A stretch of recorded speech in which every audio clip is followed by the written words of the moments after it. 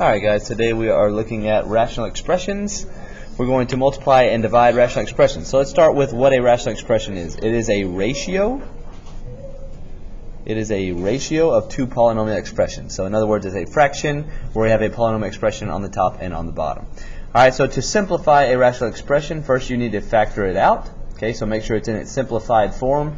And then if we can, we're going to reduce our fraction, and then we can write it in its simplest form, right? So factor everything out, simplify our monomials, okay, if we need to, and then reduce our fractions to eliminate common factors, and then it will be in its simplest form. So looking at number 1, we have 20x squared over 14x to the second. So in this case, we have 20 divided by 14. We can divide our coefficients. Okay, we can reduce that by 10, so this goes to 10 over 7. Our exponent rules say that if we have the same thing, a like base on the top and on the bottom, we can subtract, so x to the 4th power, and it goes in the numerator. Number 2, again, we want to factor this, right? So I can factor out a greatest common factor of 6, and this becomes k minus 6 over k minus 6.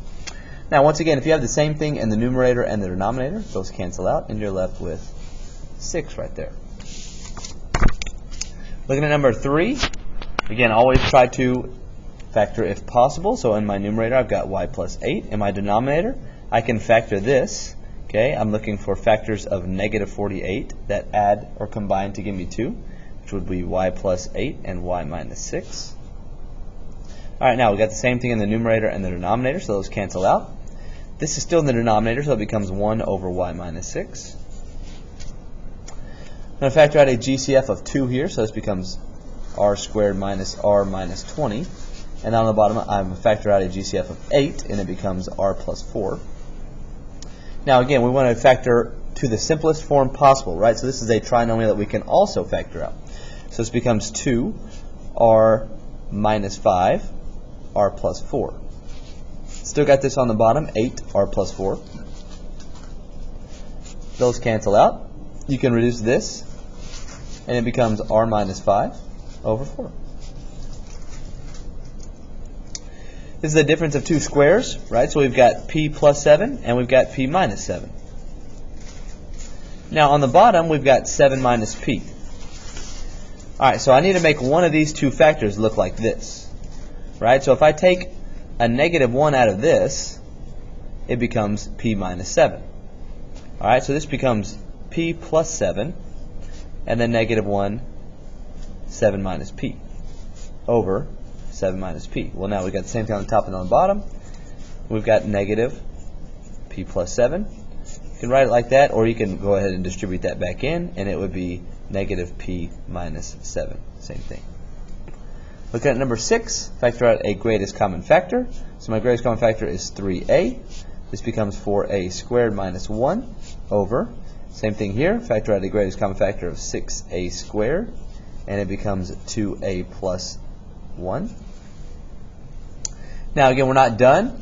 Okay, this is a difference of two squares. So here I've got 3a, and it's going to become 2a plus 1, 2a minus 1, 2a minus 1. And then on the bottom I've got 6a squared, 2a plus 1. Now again, same factors, so we can cancel those out. These can be reduced to, and then the a's, this is a to the first, a to the second, so the a's cancel out. We have an a to the first on the bottom. So here we've got 2a on the bottom, and then on the top, that went away, we've got 2a minus 1. Look at number 7. Okay, again, we can factor out a greatest common factor, so it's going to factor out a 2. It's going to be 3n squared plus 4n plus 1. And on the bottom, we're going to factor out a 2, and it's going to be n squared minus 1. Now let's factor those. So this is a trinomial. Looking for factors that multiply to give me 3 but add to give me 4. So it's going to be 3n plus 1, and it's going to be n minus 1. On the bottom, this is a perfect square, so we've got n minus 1, n plus 1. Alright, now we've got the same thing on the top and on the bottom. Bye-bye. We've got a 2 and a 2. Bye-bye. So we're left with 3n plus 1 on top, n plus 1 on the bottom. Alright, last one. Again, we want to factor out our GCF, so our GCF here is 5, so this becomes 9 minus W. Looking at the bottom, we want to factor out a GCF if possible, so we're going to factor out a negative, can't factor out a GCF, so let's do the snowflake method. Alright, so 3W, looking for factors of 27 that add to give me negative 28, so negative 27 and negative 1. That becomes a factor, so 3W minus 1, and then it becomes a factor that can reduce that, and it becomes 9, so W minus 9. Alright, now we want these two to be the same, right? So this can become negative 1, 9 minus W. So here we go. Let's go 5, 9 minus W. This is 3W minus 1. Let's factor out a negative 1 out of this. And it becomes 9 minus W. Now I can cancel these out. So in my numerator, I've got 5. In my denominator, I've got negative 1 times 3W minus 1. So I could write that as negative 5 over 3W minus 1.